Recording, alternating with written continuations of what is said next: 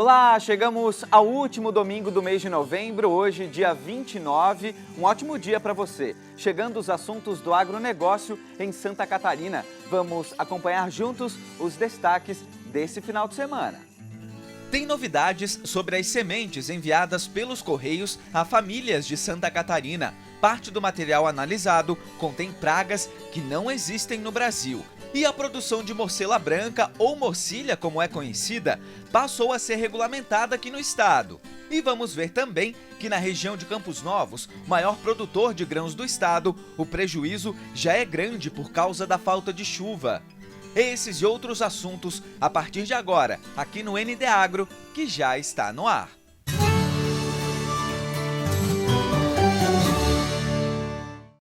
E o Ministério da Agricultura, Pecuária e Abastecimento analisou as sementes que foram recebidas por muitos catarinenses, sementes que vieram da China pelos Correios. Segundo o mapa, parte do material que foi analisado contém pragas que não existem no Brasil, inclusive oferecendo risco sanitário ao país.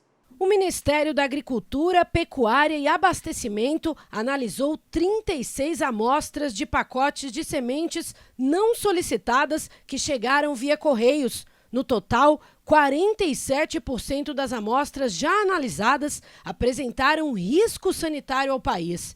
Segundo o Laboratório Federal de Defesa Agropecuária, parte das amostras contém a presença de mais de uma praga em seu conteúdo.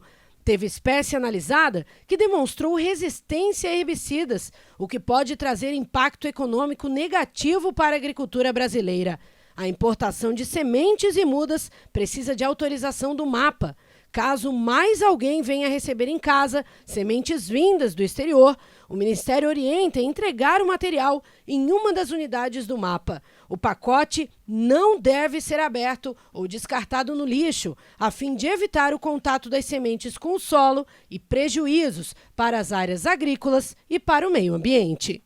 E após quase 3 anos sem focos de mormo, Santa Catarina volta a registrar essa doença que afeta os cavalos. São 3 novos casos que foram confirmados através de exames. Todas as ações de interdição e saneamento das propriedades foram tomadas pela Cidasc, assim como a investigação da origem da doença. O ND Agro ouviu a coordenadora estadual do Programa de Sanidade de Equídeos da Cidasc, a médica veterinária Eleanora Schmidt Machado. Vamos acompanhar o que ela diz sobre essa doença.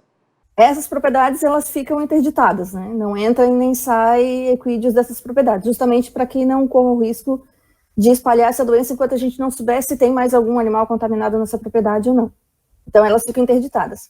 No entorno, o pessoal pode ir providenciando seus exames, porque esses exames são feitos por veterinários particulares, né? O dono do animal chama o veterinário lá, o autônomo, o habilitado, e esse veterinário é que faz o exame, né? Então, as pessoas podem providenciar os seus exames para ver se está acontecendo nas suas propriedades também ou não.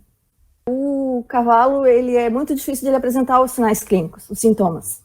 Então, a melhor maneira mesmo de descobrir é fazendo os exames. Aí a pessoa pode pensar, pô, mas aí eu vou fazer os exames, vou perder o meu animal, né? Porque a Cidasc vai vir aqui e vai sacrificar. Só que pense que daquele animal pode se contaminar todos os outros, né? Então, às vezes perde um animal, mas não perde o rebanho todo e a situação do estado também ficaria bem melhor, né? Ela pode passar para as pessoas e o problema das pessoas é que ele causa uma pneumonia. E essa pneumonia ela pode ser fatal e o problema é que a medicina humana ainda não está muito preparada para reconhecer essa pneumonia diferenciada, né? Então, até descobrir qual é o tipo de bactéria, a pessoa pode acabar morrendo, né? E para Santa Catarina continuar na liderança nacional de produção da maçã, a Epagre tem investido cada vez mais em inovação e tecnologia aplicadas na fruticultura. A plataforma desenvolvida aqui no estado vai mapear todos os pomares de maçã. Olha que interessante. Maior produtor de maçã do Brasil, Santa Catarina destaca-se não só pelo volume de produção, mas também pela qualidade das frutas. Um alto padrão reconhecido pelo mercado interno e no exterior.